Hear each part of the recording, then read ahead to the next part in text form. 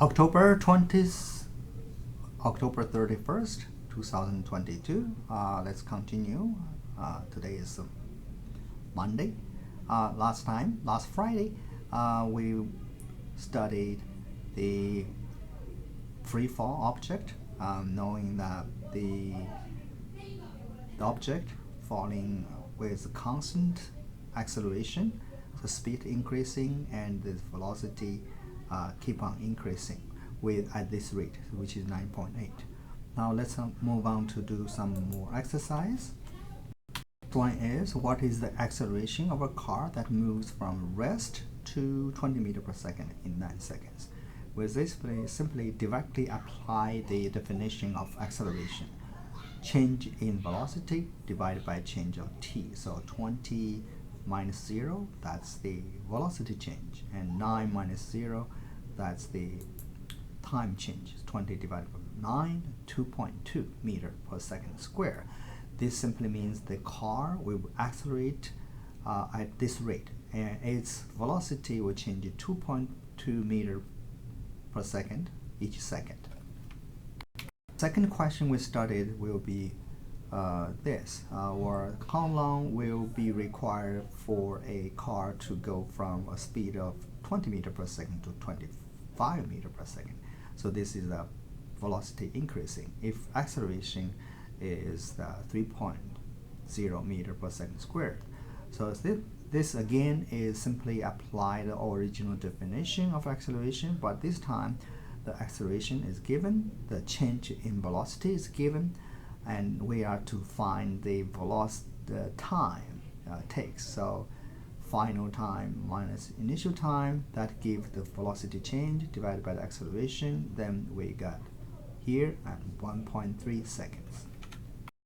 Number 3, if an object has just released from your hands, and how far vertically will it fall in 1 second, 2 seconds, and 3 seconds?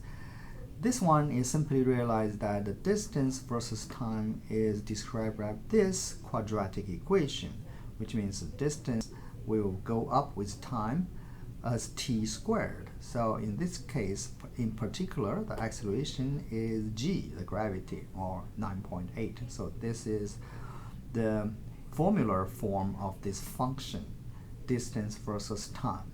So then we simply substitute t at different times. For example, 1 seconds, it thought 4.9, 2 seconds, 9.6, 3 seconds, 44.1.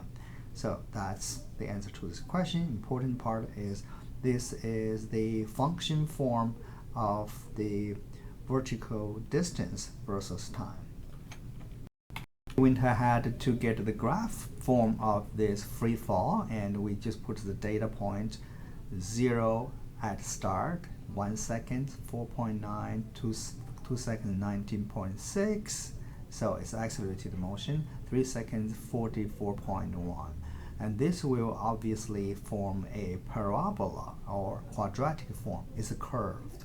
Of course, if you can do in another form and the table will be 0, 0, 1, 49, and 2, 19.6, and so on.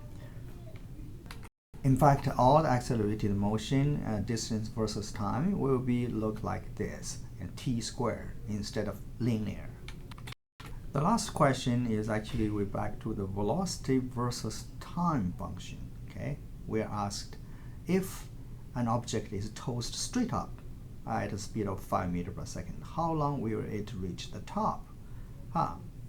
If you just got puzzled, well, no worry. And it actually think about it go by this equation. We already know velocity go up by this much. But if you let it free fall. But if you toast up and using this direction, upward direction as a positive direction, you will have this function form expression, v final velocity equals acceleration times t. But this time, since the acceleration is against the positive direction chosen, it is negative 9.8 meter per second squared times t, and plus the initial velocity vt, which means, for example, if this is 5, it will go up, but since the acceleration is negative as time goes on, the velocity will be reduced. So if you go this equation, you solve for t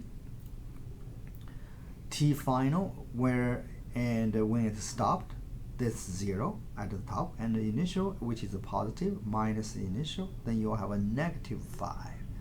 So whenever you want to calculate the change of any quantity, you always use the later one minus initial one. So this is example, earlier one. So this example, so the final is 0 and the initial is positive 5. So 0 minus 5 is negative 5, indicating the velocity dropped by 5 meters per second.